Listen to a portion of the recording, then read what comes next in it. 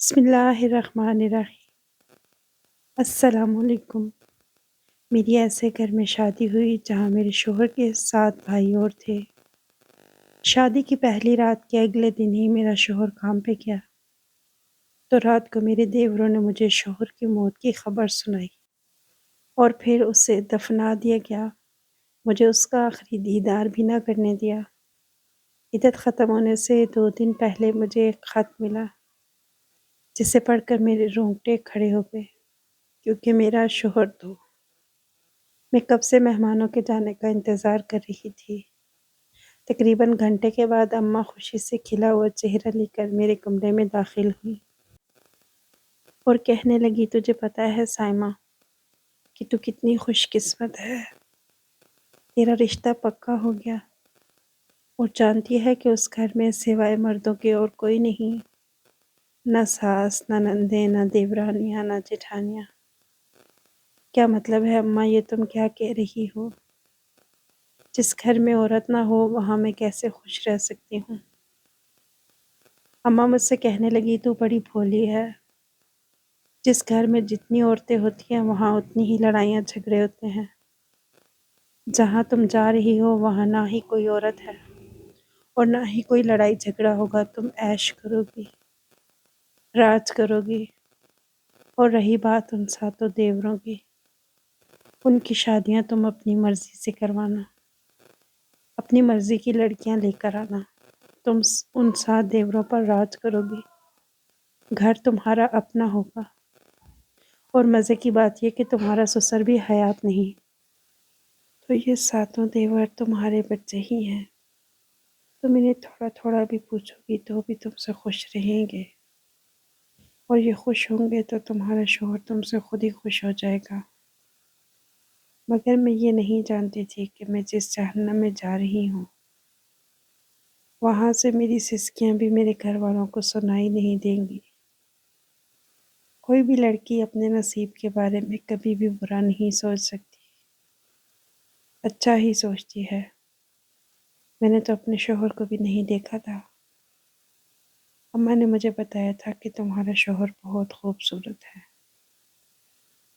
تمہیں فکر کرنے کی کوئی ضرورت نہیں، تم چپ چاپ خاموشی سے ہمارا انتظار کرو۔ ہم تمہاری شادی اتنی دھوم دھام سے کریں گے کہ سسرال میں بھی تمہاری عزت ہوگی۔ ویسے بھی وہاں عورتیں تو ہیں نہیں، لیکن لڑکے کی مامی پھپھو کچھ تو ہوگی جو کہ باتیں کر سکتی ہے، اس لیے تم بنا فکر کیے سب کچھ ہم پر چھوڑ دو۔ اپنے ماں باپ پر بھروسہ کرو گی تو جنت پاؤ گی۔ اماں ابا نے یہ باتیں کہہ کر مجھے مطمئن کر دیا تھا، پر میرا دل ہرگز مطمئن نہیں تھا۔ کچھ ہی دنوں میں جب میری شادی ہو گئی تو شادی کی رات میرے شوہر نے مجھے ایک عجیب بات کہی۔ کہنے لگے کہ اس گھر میں میرے 7 بھائی ہیں، پر تم ان 7 میں سے کسی کے ساتھ بھی بول چال نہیں کرو گی۔ میں نے پوچھا کیوں؟ یہ تو بڑی عجیب بات ہے۔ کہنے لگے، عجیب بات تو یہ ہے، لیکن میں تمہیں اس بات کے لیے حکم دے رہا ہوں۔ دیکھو، شوہر تو خود اپنی بیوی سے کہتے ہیں کہ میرے گھر والوں کے ساتھ اچھا رویہ رکھنا۔ میں تمہیں ایسا کچھ نہیں کہہ رہا، میں تمہیں سہولت دے رہا ہوں، آسانی پیدا کر رہا ہوں کہ تم میرے کسی بھی بھائی سے کوئی بات چیت نہیں کرو گی، کسی کو بھی کھانا بنا کر نہیں دو گی، کسی کے بھی کپڑے نہیں دو گی، اور کسی کے بھی سامنے نہیں آؤ گی۔ اسلام میں تو دیور اور بھابھی کا بہت سخت پردہ ہے۔ اسلام میں دیور کے رشتے کو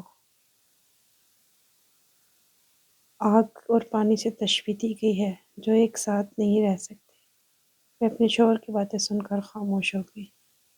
دل میں مجھے خوشی بھی ہو رہی تھی کہ میرا شوہر مجھ سے اپنے گھر والوں کے کام نہیں کروائے گا، لیکن ساتھ ہی ساتھ اس بات پر شک بھی ہو رہا تھا کہ کوئی بھی شخص اپنے بھائیوں سے اپنی بیوی کو اتنا سخت پردہ کرنے کے لیے کیوں کہے گا۔ یہ بات اپنے آپ میں بہت عجیب تھی، لیکن مجھے اپنے شوہر پر بھروسہ بھی تھا کیونکہ وہ بہت امیر اور شاہانہ طبیعت کے مالک تھے۔ ان کے پاس نہ ہی مال و دولت کی کمی تھی اور نہ ہی گھر میں کوئی اور ایسا مسئلہ تھا جس سے مجھے کوئی پریشانی ہوتی۔ پر میں یہ نہیں جانتی تھی کہ ایک عورت کو زندگی گزارنے کے لیے عزت اور حرمت کی بھی کتنی ضرورت ہوتی ہے۔ صرف اور صرف بڑی گاڑی اور بڑے بنگلے سے زندگی خوشگوار نہیں ہوتی۔ میں شادی کے پہلے دن اٹھ کر کام کر رہی تھی، مجھے گھر کے دروازے پر کسی انجانی سی دستک کا احساس ہوا۔ یہ دستک ایسی تھی جیسے کوئی بہت آرام سے دروازہ بجا رہا ہو اور ساتھ میں یہ بھی چاہتا ہو کہ کسی گھر والے کو اس دستک کے بارے میں پتہ نہ چلے۔ دستک بڑی عجیب سی اور ہلکی سی تھی۔ پہلے میں نے سوچا کہ میں نظر انداز کر دوں، پر پھر عجیب سی خراش کی آواز آنے لگی، جیسے کوئی دروازے کے اوپر اپنا ہاتھ پھیر رہا ہو۔ میں نے ادھر ادھر دیکھا، گھر میں اور کوئی نہیں تھا۔ میں نے سوچا کہ میں جا کر دروازے پر دیکھ لیتی ہوں، شاید کوئی بلی یا کتا وغیرہ ہو، لیکن ایسا نہیں تھا۔ میں نے دیکھا باہر ایک انسان کا سایہ نظر آیا۔ میں ڈر گئی تھی، پہلے سوچا کہ دروازہ نہ کھولوں، پھر سوچا کہ گھر میں 7 دیوروں اور ایک شوہر کے ہوتے ہوئے مجھے باہر کے کسی شخص کی کیا پرواہ اور کیا ہی فکر۔ میں نے بے فکر ہو کر دروازہ کھول دیا تو سامنے ہی ایک فقیر کھڑا تھا۔ فقیر کا حلیہ ایسا تھا کہ اسے دیکھ کر مجھے ترس آ گیا۔ میں نے ٹھنڈی آہ بھری، اس فقیر کی طرف دیکھا تو وہ مجھے بڑے غور سے دیکھ رہا تھا، سر سے پاؤں تک یوں دیکھ رہا تھا جیسے مجھے کچھ کہنا چاہتا ہو، یا پھر وہ مجھے پہلے سے ہی جانتا ہو۔ مجھے اس کی اس طرح سے نظریں بڑی عجیب سی لگ رہی تھی۔ میرا دل تو بہت چاہ رہا تھا کہ میں اسے کھانا وغیرہ دوں۔ میں اسے کھانا دینے کے لیے پیچھے مڑی ہی تھی کہ اس فقیر نے مجھے آواز دے کر روک لیا، رکو بیٹی، میں کوئی فقیر نہیں ہوں، میرا مطلب ہے میں تم سے کچھ مانگنے نہیں آیا، میں تمہیں کچھ بتانے آیا ہوں، میری بات کو غور سے سن لو۔ اس فقیر کا حلیہ دیکھ کر اور روپ دیکھ کر مجھے عجیب سا لگ رہا تھا۔ وہ تو بڑے روب سے اور حق سے بات کر رہا تھا، جیسے کہ مجھ پر یہ بات سننا لازمی ہو۔ میں حیران رہ گئی۔ مجھے فقیر کی آنکھوں میں عجیب سی چمک نظر آئی۔ وہ مجھے دیکھ کر کہنے لگا، یہ 4 دن کی چاندنی ہے، اس کے بعد اندھیرا ہے، مگر اندھیرے میں قید مت ہو جانا، یہاں سے نکل جانا۔ میں اس فقیر کی بات سن کر بڑی پریشان ہوئی۔ کون سا اندھیرا، کون سی قید؟ بابا، یہ آپ کیسی باتیں کر رہے ہو؟ کیوں مجھے ڈرا رہے ہو؟ میری کل ہی شادی ہوئی ہے، مجھے دعائیں دو۔ اندھیری رات ہے پھر صبح ہے، اندھیری رات ہے پھر صبح ہے۔ یہ کہتا ہوا وہ فقیر وہاں سے جانے لگا۔ میرے دل میں بہت تجسس تھا، میں اس فقیر سے بات کرنا چاہتی تھی، اس سے پوچھنا چاہتی تھی کہ وہ ایسی بے تکی باتیں میرے ساتھ کیوں کر رہا ہے، لیکن میں کیا کرتی، میرے گھر میں 7 دیور بھی تھے، میرا شوہر بھی، اگر کوئی دیکھ لیتا تو میرا برا تاثر پڑتا۔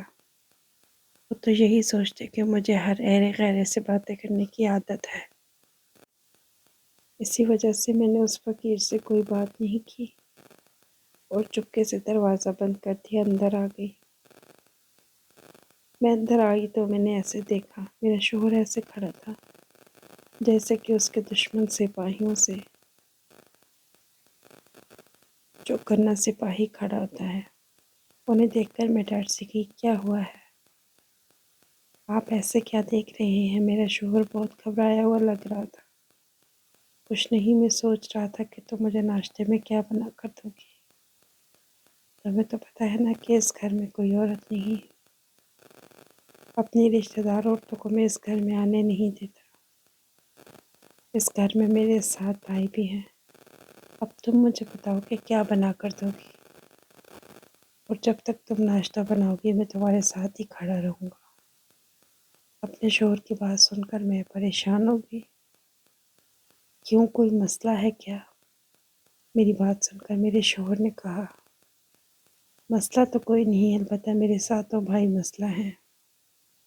میں نہیں چاہتا کہ وہ تمہیں کچن میں کھانا بناتا دیکھیں، اس لیے میں تمہارے ساتھ کھڑا رہوں گا۔ میرا شوہر اب مجھے بہت شکی لگنے لگا تھا، لیکن میں پہلے ہی دن اسے یہ بات کہہ کر پریشان نہیں کرنا چاہتی تھی۔ میں چپ چاپ وہاں کھڑے ہو کر ناشتہ بنانے لگی۔ میرے شوہر مجھے غور سے دیکھنے لگا، بولا کہ تم مجھ سے کتنی محبت کرتی ہو۔ میں اس سے راز و نیاز کی باتیں کرنے لگی کہ تبھی تھوڑی دیر کے بعد میرے شوہر کے بھائی نے اسے بتایا کہ تمہیں کسی نے بلایا ہے، یہ جو تمہارے سارے کلائنٹ ہیں یہ ہمارے گھر تک بھی آ جاتے ہیں۔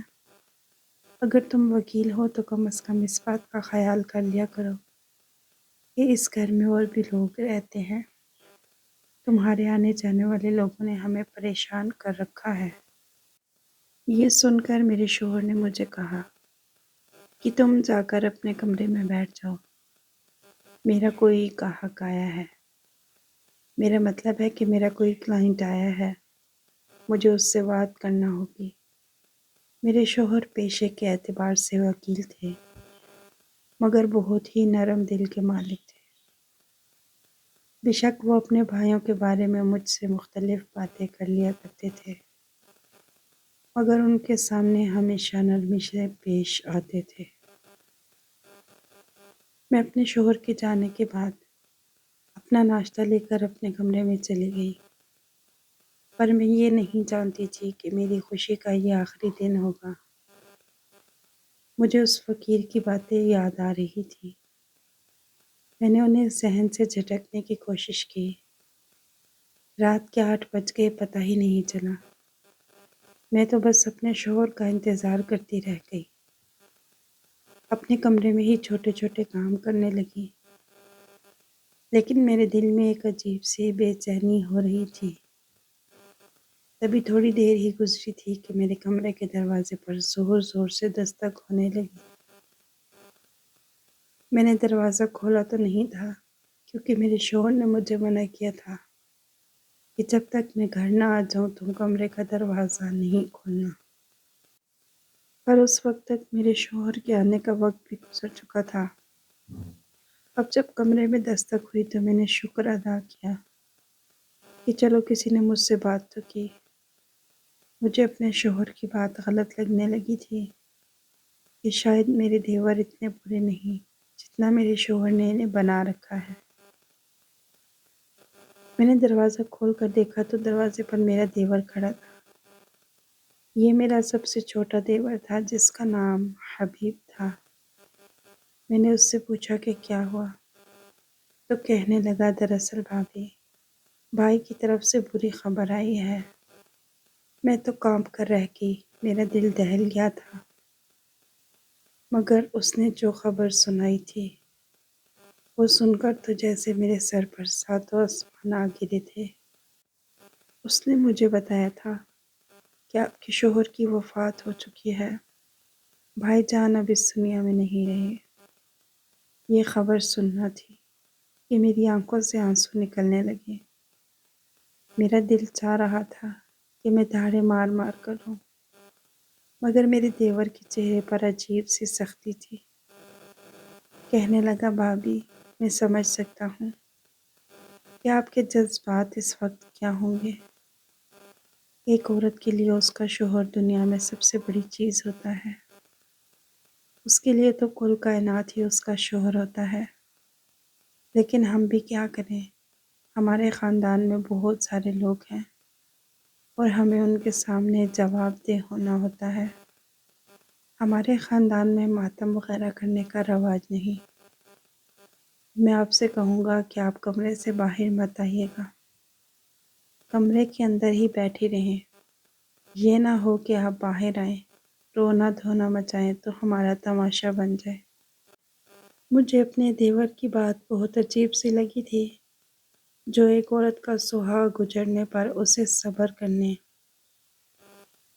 اور ماتم نہ کرنے کے لیے زبردستی کر رہا تھا۔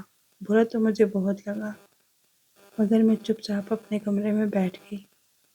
ویسے بھی میرے سر کی چادر تو جڑ چکی تھی، اب میں کر ہی کیا سکتی تھی۔ ابھی میری شادی کو دن ہی کتنے ہوئے تھے کہ میرا شوہر اس دنیا سے چلا گیا۔ پھر مجھے اچانک سے اس فقیر کی باتیں یاد آنے لگی تھی۔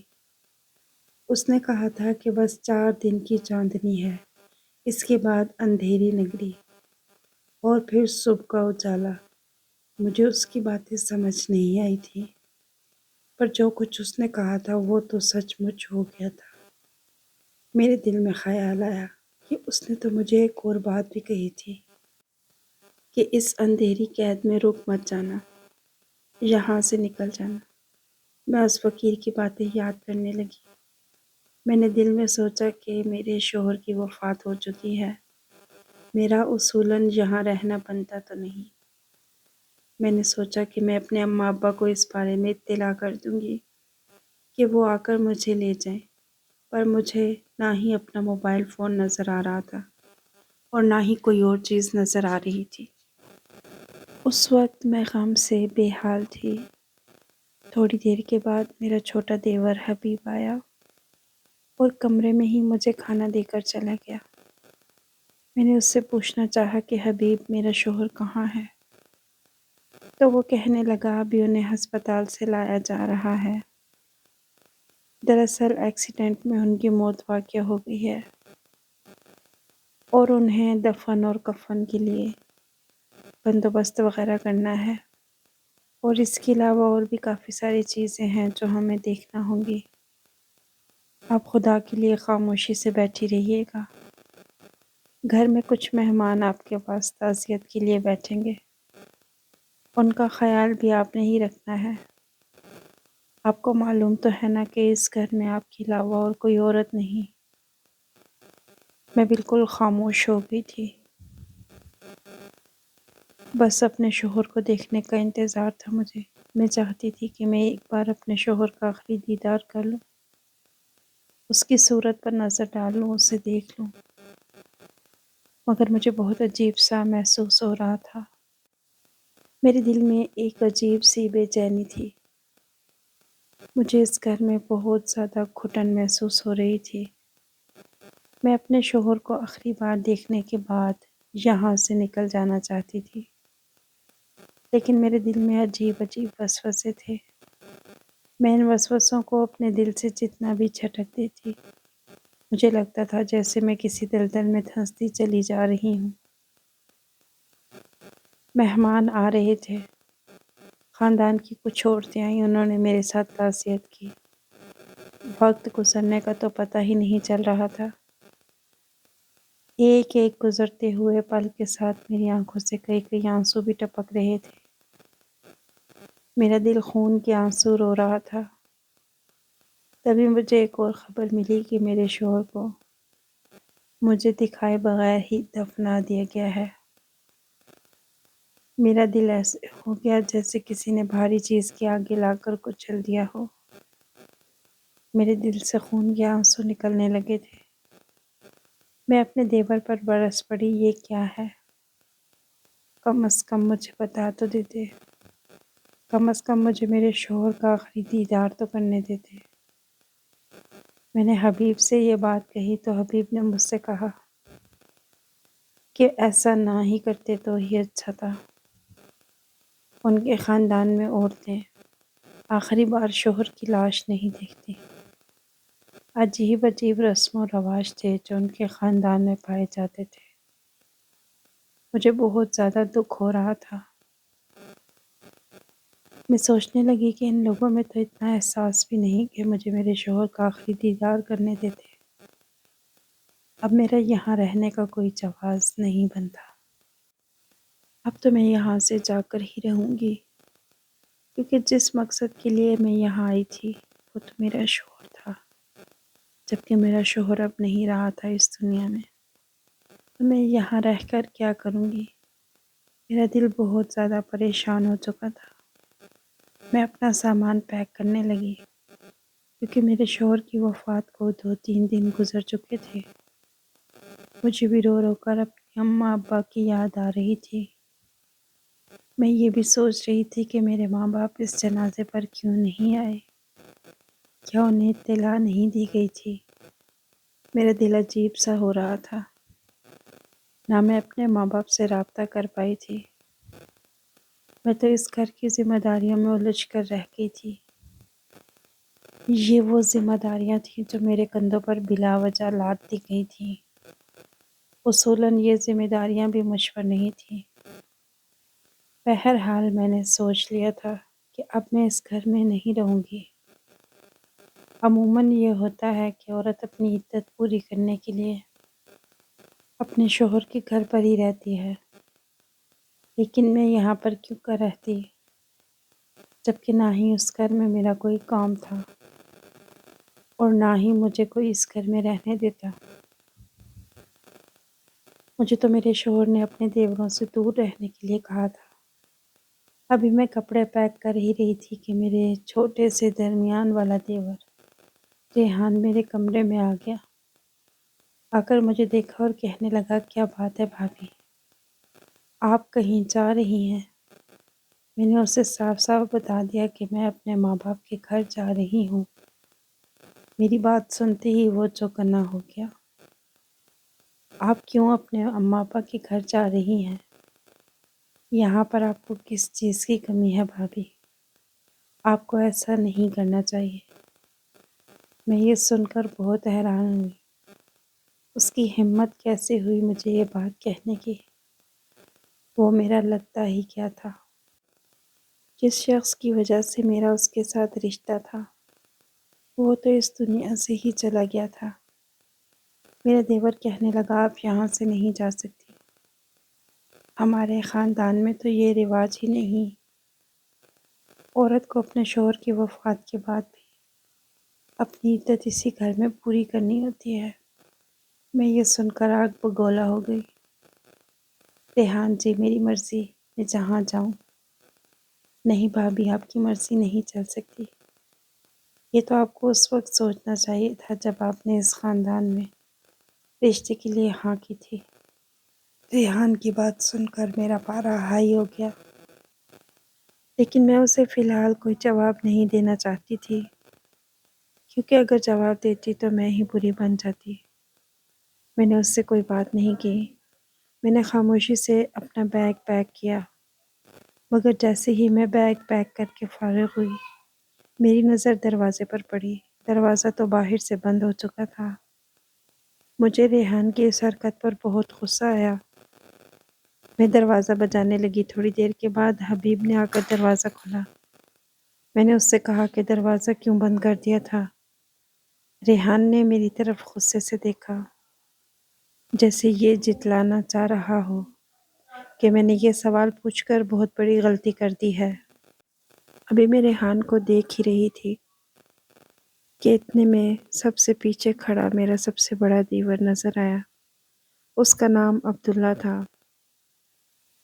عبداللہ مجھے ایسے دیکھ رہا تھا جیسے میں نے کوئی بہت بڑی غلطی کر دی ہو۔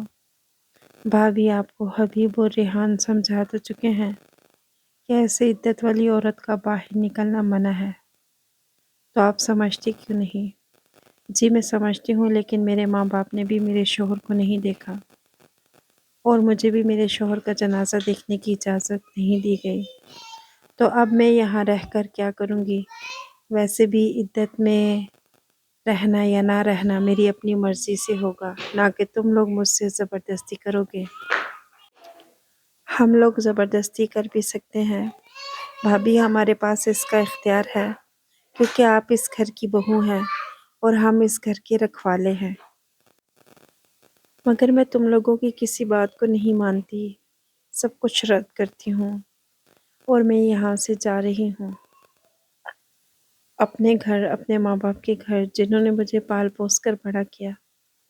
یہ کہہ کر میں اپنا سوٹ کیس دروازے سے نکالنے لگی تو میرے بڑے دیور نے کمرے کا دروازہ بند کر دیا۔ میں نے دروازہ کھولنے کی کوشش کی تو اس نے میرا ہاتھ پکڑا اور مجھے اندر لا کر پھینک دیا۔ اس کی اس ہمت پر میں حیران رہ گئی تھی۔ میں نے سوچا یہ لوگ اس حد تک جا سکتے ہیں، یہ لوگ تو میرے آستین کے سانپ نکلے ہیں۔ میں تو انہیں بہت اچھا سمجھ رہی تھی، شاید کہ میرا شوہر ٹھیک ہی کہتا تھا۔ ان لوگوں کو تو وہی اچھے سے جانتا تھا، یہ اس کا خون تھے، یہ لوگ بھی اس کو جانتے تھے اور وہ بھی انہیں جانتا تھا۔ ایک میں ہی تھی جو ان کے چنگل میں پھنس گئی۔ میرا تو دل عجیب سا ہونے لگا، میں پچھتانے لگی تھی کہ یہ میں نے کیا کر دیا ہے۔ میں نے ان لوگوں سے کہا کہ مجھے جانے دیں، کم از کم میرے اماں ابا کو ہی یہاں پر بلا دے۔ مجھے غصہ تو بہت آیا تھا، لیکن میں جانتی تھی کہ میرے ماں باپ مجھے ملنے کے لیے ضرور آئیں گے اور وہ مجھ سے ضرور ملیں گے۔ جب میں ان سے ملوں گی تو کوئی نہ کوئی ذریعہ نکل آئے گا کہ وہ مجھے اپنے ساتھ یہاں سے لے جائیں گے۔ لیکن ایسا کیسے ہوتا؟ میرے یہ دیور تو بہت ہی خطرناک نکلے تھے۔ انہوں نے تو مجھے بھی کمرے میں بند کر دیا تھا۔ میں بہت زیادہ پریشان رہنے لگی تھی۔ سوچا تھا کہ شاید یہ 1 یا 2 دن کا وقت ہوگا، گزر جائے گا، پھر میں اپنے ماں باپ سے مل لوں گی، پر ایسا تو کچھ بھی نہیں ہوا۔ دوسرے 3 دن بھی گزر گئے، 3 دن سے جا کر 1 ہفتہ گزر گیا۔ مجھے یہاں کھانے کے لیے پلیٹ میں کھانا اور سالن ڈال کر دے دیا جاتا تھا، مگر میرے پاس نہ ہی کوئی عورت بیٹھنے کے لیے آتی تھی اور نہ ہی میں کسی سے کوئی بات کر سکتی تھی۔ مجھے سمجھ نہیں آتا تھا کہ میرے دیوروں نے مجھے یہاں پر قید کر کے کیوں رکھا ہوا ہے۔ آخر اس کے پیچھے ان کا کوئی نہ کوئی تو ارادہ ہوگا۔ یہ لوگ کچھ تو جانتے ہوں گے، وہ مجھ سے کیا چھپا رہے ہیں؟ اگر انہوں نے مجھے بلا وجہ قید کر کے رکھا ہوا ہے تو یہ تو ظلم ہے، زیادتی ہے۔ آخر میں کب تک یہاں پر قید رہوں گی؟ میرے پاس اور کوئی چارہ نہیں تھا سوائے اس کے کہ میں اپنے اللہ سے دعا کرتی۔ میں نے قرآن پاک صبح شام پڑھنا شروع کر دیا تھا۔ میں یہاں سے نکلنا اس لیے بھی چاہتی تھی کہ اگر میں نے زبردستی نکلنے کی کوشش کی یا اپنے دیوروں سے لڑائی جھگڑے کرنے کی کوشش کی تو یہ لوگ الٹا میرے اوپر ہی برس نہ پڑے، کہیں مجھے کوئی نقصان ہی نہ پہنچا دے۔ میں تو اس بات کا شکر ادا کرتی تھی کہ یہ لوگ میرے کمرے میں نہیں آتے تھے، کیونکہ کوئی عورت بھی اپنی عزت پر آنچ آنے نہیں دینا چاہتی۔ ان لوگوں کو اندازہ بھی ہو گیا تھا کہ میں گھر سے باہر کہیں نہیں جاتی۔ بالآخر ان لوگوں نے کمرے کو تالا لگانا چھوڑ دیا تھا۔ اب باہر والا دروازہ بند ہوتا تھا مگر اندر والے کمرے کا دروازہ کھلا ہوتا تھا۔ میرے ساتھوں کے ساتھوں دیور جب کھانا وغیرہ بنانے یا باہر کے کاموں کے لیے گھر سے باہر جاتے تو میں اپنے ہی گھر میں ادھر ادھر گھوم پھر سکتی تھی، اور میں ادھر ادھر کوئی نہ کوئی گھر سے باہر جانے کا طریقہ تلاش کرتی کہ میں یہاں سے نکل سکوں۔ لیکن یہ لوگ بڑے چلاک تھے، میری سوچ سے بھی زیادہ شاطر نکلے تھے، کیونکہ گھر سے نکلنے کا کوئی اور راستہ نہیں تھا۔ تبھی ایک دن میں دروازے کے قریب ہی کھڑی تھی کہ باہر سے مجھے کسی نے ایک پرچی اندر کی طرف پھینکی۔ میں نے جب اس پرچی کو اٹھا کر پڑھنا شروع کیا تو میرے قدموں تلے سے زمین نکل گئی، کیونکہ اس پرچی پر ایک تہہ خانے کا پتہ درج تھا۔ اسی گھر کے اندر ایک تہہ خانہ موجود تھا جس کے اندر ایک سرنگ جاتی تھی اور وہ سرنگ باہر کی طرف نکلتی تھی۔ سرنگ سے مجھے نکلنے کا راستہ دکھایا گیا تھا، پر کوئی ایسا کیوں کرے گا؟ میں اپنے دل میں ہی سوچنے لگی۔ پھر سوچا کہ یہاں قید رہنے سے تو اچھا ہی ہے کہ میں اس سرنگ سے جا کر اپنا راستہ نکال لوں اور باہر کی طرف بھاگوں۔ لیکن میں ایسا بھی کرتی تو کہاں تک جا سکتی تھی؟ کہیں وہ سرنگ کسی خطرناک راستے پر نہ جاتی ہو۔ دل میں سوچا کہ جس نے یہ پرچی پھینکی ہے وہ بھی تو میرا کوئی ہمدرد ہی ہوگا۔ پہلے اس فقیر کی باتوں کو جھوٹ سمجھ کر میں پچھتا رہی تھی، اب میں مزید پچھتانا نہیں چاہتی تھی، اس لیے اس سرنگ کا پتہ میں نے اچھی طرح سے دیکھ لیا۔ اسی گھر میں موجود سرنگ ہمارے گھر سے پچھلے والے لون سے ہو کر گزرتی تھی۔ میں نے جا کر دیکھا تو وہاں پر نیچے اتر کر سیڑھیاں جاتی تھیں۔ اس وقت گھر میں میرے سوا اور کوئی بھی نہیں تھا۔ میں نے فوراً سے پرچی کو اٹھا لیا اور اپنے لون کی طرف چلی گئی، ڈھکن اٹھا کر نیچے تہہ خانے سے گزرتی ہوئی۔ جب میں اس سرنگ تک پہنچی تو میری حیرت کی انتہا نہ رہی۔ اس میں ہلکی ہلکی سی روشنی آ رہی تھی۔ میں نے دیکھا تو اس سرنگ سے آگے ایک دروازہ بھی تھا۔ مجھے بہت زیادہ حیرت ہوئی۔ جب میں باہر نکلی تو مجھے یقین ہی نہیں آ رہا تھا کہ میں اس قید سے آزاد ہو چکی ہوں۔ کوئی بھی عورت قید میں رہنا پسند نہیں کرتی، اور وہ بھی جب گھر میں اس کے دیور موجود ہوں جو کہ غیر محرم ہوتے ہیں۔ ظاہر ہے میرے لیے تو یہ بات بہت زیادہ قابل اعتراض تھی، پر مجبوری کی وجہ سے میں خاموش ہو گئی تھی۔ میں جیسے ہی سرنگ سے باہر نکلی تو مجھے یاد آیا کہ اس پرچی پر ایک پتہ بھی لکھا ہوا تھا۔ میں نے فوراً سے ایک رکشہ پکڑا اور اس پتے پر پہنچ گئی۔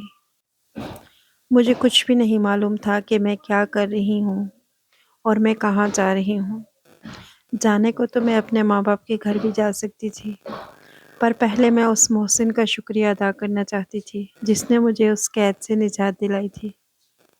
جب میں اس رکشے پر بیٹھ کر اس جگہ پر پہنچی تو میرے تو قدموں تلے سے زمین نکل گئی۔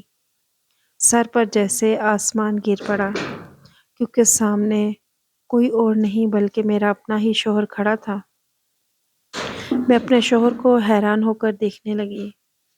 میں تو اپنے آپ کو بیوہ سمجھ رہی تھی، اور اتنے عرصے سے میں بیوگی کی زندگی ہی گزار رہی تھی۔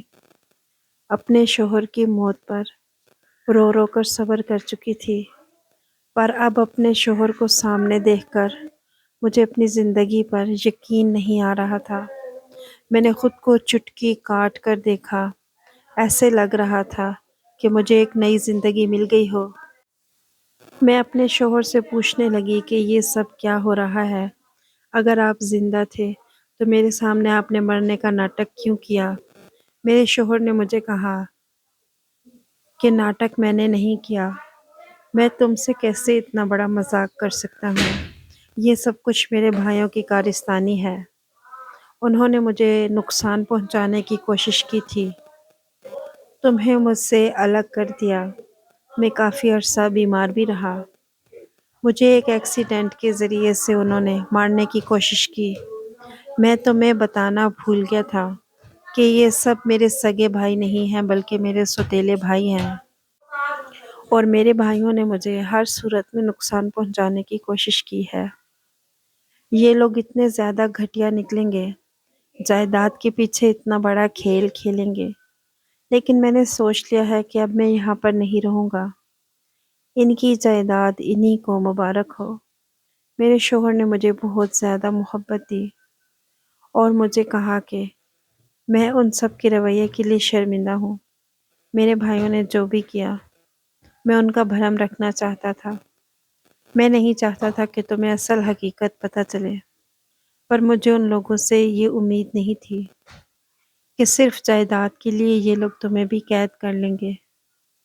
یہ لوگ نہیں چاہتے تھے کہ تم کہیں اور پر شادی کرو، بس اپنا خون اپنا ہی ہوتا ہے، سوتیلے رشتے کبھی اپنے نہیں ہوتے۔ آپ کو ویڈیو پسند آئی تو لائک اور شیئر کیجیے گا۔ اللہ حافظ۔